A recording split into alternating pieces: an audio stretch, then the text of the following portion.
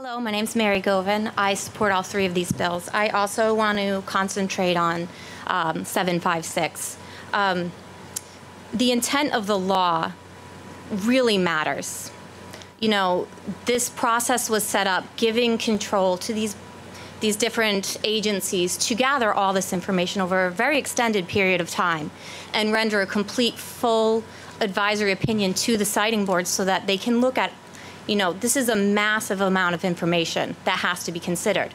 And so they really require all of these 12 different agencies to come back with full, complete reports so that they can make an informed, calculated decision based off of all of the facts. When you're talking about missing pieces and advisory opinions that come in saying, we can't render an opinion at all to you because we just don't have the information, the intent of the law isn't being upheld. And that's really what it comes down to.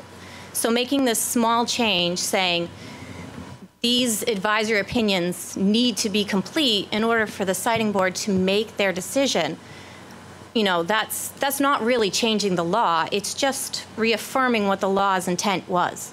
So if you allow this small change to be made, you're really keeping the process intact. Whereas if this small change is not made and this one company is allowed to keep missing pieces of information and the citing board goes into their final hearings and renders their final decision with those pieces still missing, you're really changing the law also in that any future application that's before the citing board can look back on this project and say, well, these advisory opinions don't have to be rendered complete. They'll still rule on it either way. So either way, you're really changing this process.